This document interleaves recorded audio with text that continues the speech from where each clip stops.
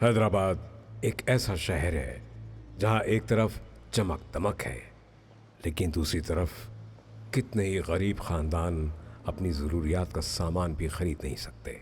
ना खाना, ना इलाज, बस गुर्बत का चक्कर ऐसा कि कोई रास्ता नज़र नहीं आता। सफ़ा का मेन ये है कि खिदमत खल्क,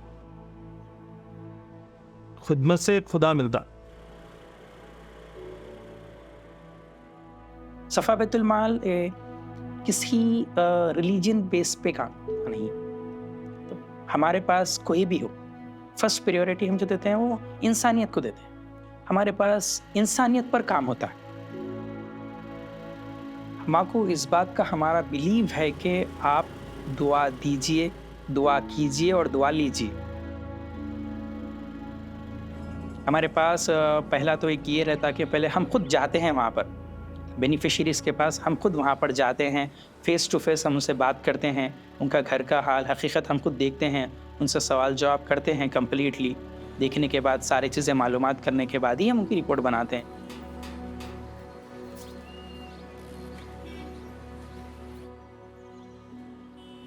मेरे छोटे बहन हैं, इनका नाम लेखा फातिमा है, मैं बड़ी बहन हूँ उनकी। अब उनको देखते रहना पड़ता, हम अकेले नहीं छोड़ सकते उनको। कहीं भी जाना है करना है तो बहुत ज़्यादा सेफ्टी से ले जाना पड़ता, फिक्स आ जाते। और बरसात में जाड़ों में तो ज़्यादा देखना पड़ता, बिना गोली के उन्होंने रह नहीं सकते। हमारे वालदा का इंतकाल हो गया 6 साल हो रहा, वालिद का इंतकाल हो गया 3 साल हो रहा। वालदा का इंतकाल हुए बाद में मालूम हुआ हमारे को, उन्होंने बोले तो उस वजह से शमा को जब से मिला। जरीना अरहन को बुलाओ।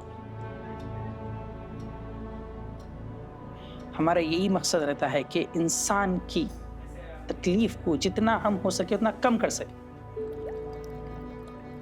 इतना मुश्किल में है, इतना प्रॉब्लम में है, सफ़ा बैतुल माल तक हमारा पहुंचाना हमारा मेन काम यही है।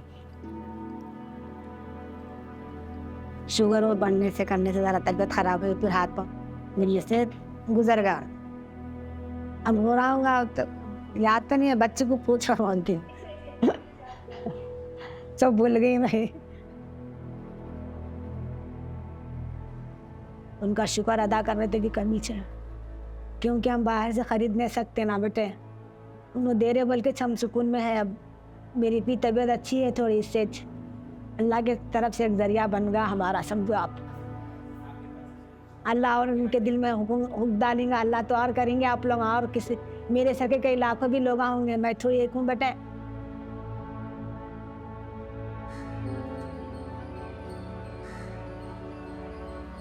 घर जाकर हमारे पास एक सॉफ्टवेयर है फेसऑफ बोलकर, हम वो सॉफ्टवेयर में वो सारी बेनिफिशरीज़ की एंट्रीज कर लेते हैं एज़ पर आधार। पूरा रिमार्क अपलोड करते हैं और घर में जितने लोग रहते और उनके घर का सोर्स ऑफ इनकम लो है तो हम उसको फाइनेंशियल पॉइंट्स के ज़रिए उनकी हेल्प किए जाते। हम उनको पैसे पहुँचाए, रिपोर्ट बनाए, उनकी कुछ मदद हो गई, उन्होंने हाथ उठा के दुआ देते हैं। इससे बड़ी खुशनसीबी हमारे लिए और कोई नहीं है। ऐसा किसी का इंतकाल होता है तब भी ये गुर्बत पीछा नहीं छोड़ती। बहुत से मजबूर लोग माशी कमज़ोरी की बिना पर कफन दफन तक का इंतज़ाम नहीं कर पाते। यहाँ पर गरीबों के लिए किसी का इंतकाल हुआ करा तो उनकी क्या ऐसो तजहीज़ तकफीन करने के सिलसिले में कुछ इंतज़ामात नहीं थे, तो इसलिए हमारे मौलाना गयास अहमद रशादी साहब सदर सफ़ा बैतुल माल ने इस पर तवज्जो ली और इसके ये काम को शुरू किया। तकरीबन हज़ारों मैयतों का काम किया गया है, जिसके घरों में इंतकालात वो लोग भी हमारे से रब्ता करते हैं, उनका भी क्या है सो हम तजहीज़ तकफीन अमल में लाते। इसके हम गुस्ल दे के यूँ पलटने से पहले हमारी मग़फ़िरत हो जाती। जिस तरह से हदीस शरीफ का मफ़हूम है कि जिस तरह से माँ की पेट से बच्चा जब पैदा होता, जब जिस तरह से पाक साफ़ रहता, फिर अल्लाह ताला उस तरह से पाक साफ़ कर देते। ये इसका अजर बहुत है। हर एक इंसान को इसमें खिदमत का जज्बा रखना चाहिए। बहुत से मुस्तहिकीन को सेहत बख्श ग़िज़ा तो दूर की बात, 2 वक्त का खाना भी मुश्किल से मिलता है। हर दिन हर रात सोचने में चल जाती थी बच्चों के वास्ते, फीस नहीं निकलती थी, बच्चों को खिला नहीं सकती थी कुछ भी।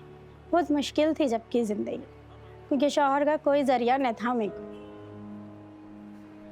सिर्फ मैं टेलरिंग करके घर का खर्चा चला लेती हूँ।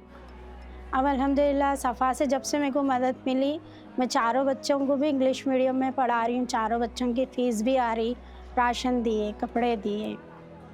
पूछे थे अकरम सर मेरे को, कौन सी मशीन पे सीते आप, क्या करते? बोले तो मैं बोली छोटी मशीन है सर, ज़्यादा नहीं सी सकती हूँ मैं, छोटी मशीन है। बोले तो रमज़ान में कुछ इमदाद आई थी कहते थे, उन लोगों ने क्या करे, बड़ी मशीन दिला दी।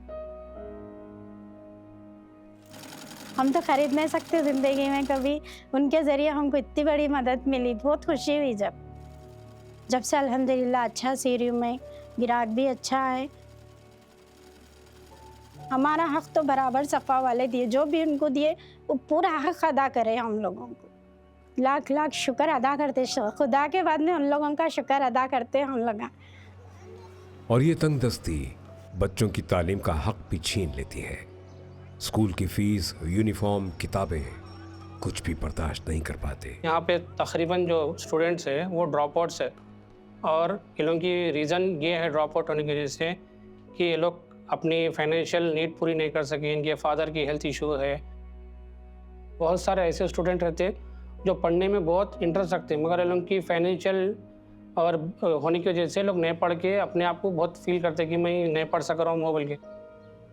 आज के रिक्वायरमेंट के हिसाब से 10th कंपलसरी है, तो वो लोग अगर 10th भी पास हो गए तो उनके टेक्निकल कुछ कोर्सेज कर सकते हैं, बाद में फर्दर स्टडीज़ भी कर सकते हैं। तो वो लोग के लिए हम लोग ये प्रोसेस करें कि एक रिटर्न टेस्ट लेते हैं, और उनकी कैपेबिलिटी कितनी है देख के, और उनका एडमिशन प्रोसेस करके हम लोग उनकी कंप्लीट फ़ीस पे करते हैं टिल उन लोगों को सर्टिफिकेट मिलने तक। और हमारे पास अब तक तकरीबन 3500 स्टूडेंट अब तक एडमिशन ले लिए, जो यहाँ पे आने के बाद वो लोग पढ़ के आगे बढ़े, थोड़े जॉब्स कर रहे हैं। जब एडमिशन लेते तो लोग बहुत इंथुजियास्टिक रहते कि मेरे को फिर से एक बार पढ़ने का मौका मिला, मैं अच्छा पढ़ के अच्छा कुछ करूँगा, मेरी फैमिली को कुछ करूँगा। तो हमारे पास बहुत सारे स्टूडेंट ऐसे आते जो हम उनकी रिक्वायरमेंट फुलफ़िल नहीं कर सकते। ये साल 678 स्टूडेंट आए, मगर हमको और 300 स्टूडेंट जो है ना, उन लोग को हम लोग स्टॉप कर दिए। क्यों बोल तो हमारे पास बजट नहीं होने की वजह से। हमको भी मालूम हो रहा कि इन्हों क्या बोलते हैं, सोसाइटी में कितने प्रॉब्लम्स है, कितने लोग ड्रॉप आउट्स है। हम जो भी कर रहे हैं हमारी तरफ से, हम सोसाइटी के अच्छे के लिए कर रहे हैं, और हमारे से जितना हो सका एजुकेशन में हम जितना हो सके उतना काम करने की कोशिश कर रहे हैं हम लोग।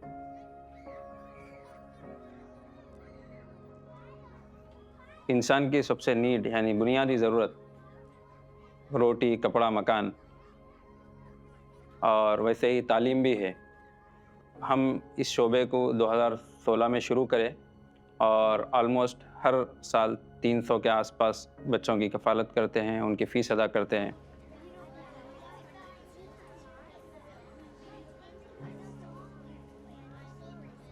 तालीम से ही एक कौम बनती, एक अच्छा माशरा बनता, एक अच्छी हम सोसाइटी बनाते। अभी इस वक्त ऑर्फन एजुकेशन डिपार्टमेंट का मैं इंचार्ज हूँ। हम ऑलमोस्ट इस डिपार्टमेंट से 300 बच्चे जो यतीम हैं, ऑर्फन हैं, उनकी तालीमी ज़रूरत है, उनकी फ़ीस बनना और उनके खाने पीने के और उनके ट्रांसपोर्ट के जो अखराजात हैं वो सफ़ा से पूरे करते हैं। My name is Abiba Fatima. I am studying in 4th class. अब मैं 9 साल पहले ले चुकी हूँ उनको। 7 मंथ्स प्रेगनेंसी में उनके डैडी डेथ हो गया उनका। उनके mother on the spot delivery में मरे। आंटी आप ही लेना ये बच्ची को बोलकर मेरे को दे के डेथ हो गया टेबल पर उनका। जब से मेरे पास ही 1/2 आवर से, तो अब 10 ईयर्स के हैं। तो हम ये चाह रहे हैं कि हमारा माशरा उठना, तालीम हासिल करना, चाहे वो किसी भी रिलीजियस का बच्चा हो, लेकिन हम पूरा उसको उठाना, उसको तालीम देना और एक अच्छा माशरा हम उसको तश्कील देना, ये हमारा मकसद है।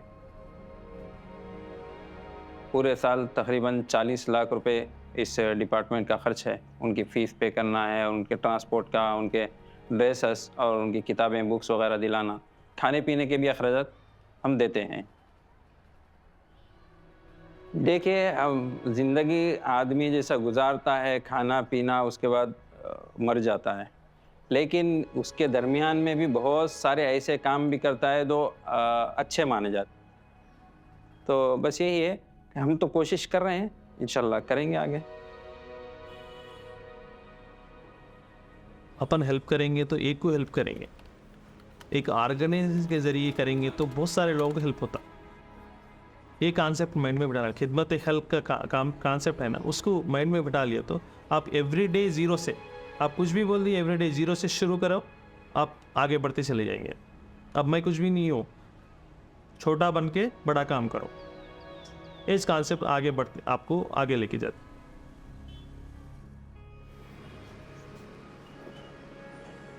एक शायरी बोलना चाहती हूँ।